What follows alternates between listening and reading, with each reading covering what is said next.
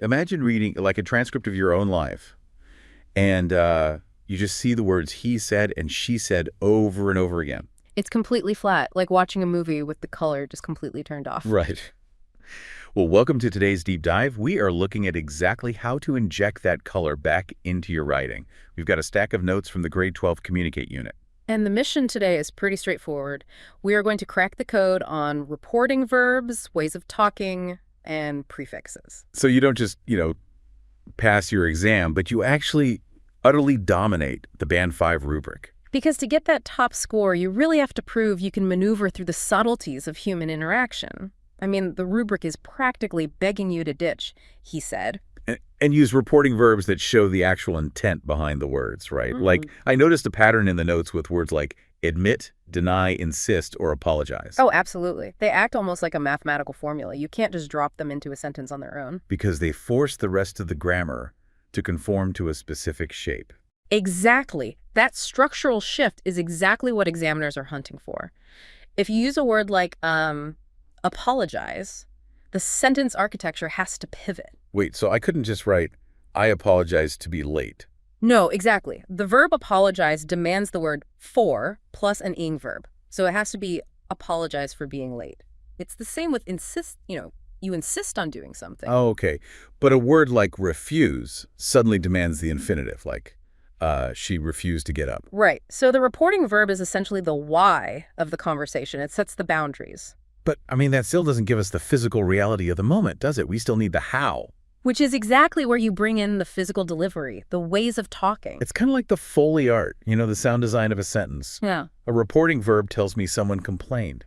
Yeah, but combining it with a descriptive adverb gives you that acoustic reality. Right. Like complaining bitterly sounds entirely different than muttering under your breath. And think about this from the grader's perspective. The Band 5 evaluation rubric explicitly requires a wide range of vocabulary. So when you combine specific verbs with adverbs, like cheering excitedly or boasting proudly, you signal to the examiner that you've moved way beyond a basic skeleton of English. You are operating with expressive fluency. You're showing them, not just telling them. That makes total sense. But what happens when communication completely breaks down?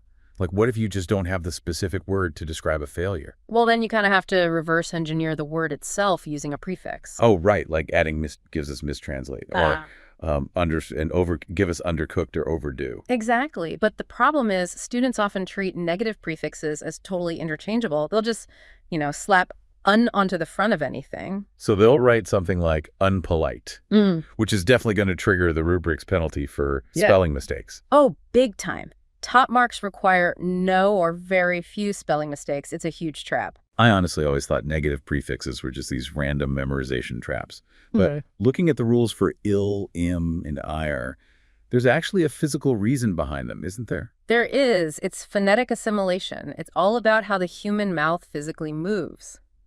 Just try saying unpolite right now. Unpolite. Yeah, it requires this really awkward, clunky shift in your jaw and lips. Right, so naturally our lips close to make an M sound before hitting the P.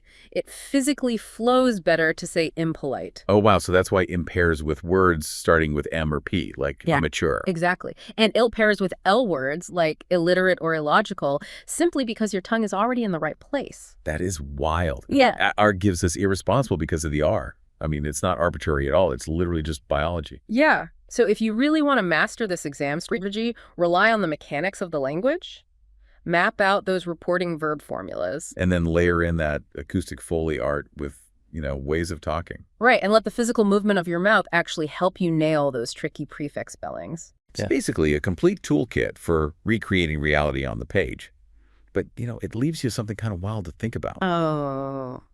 What's that? Well, if we constantly use these highly charged reporting verbs like argued fiercely or complained bitterly to summarize our daily interactions, right, does our choice of vocabulary actually rewrite our own memories of how those conversations really happen?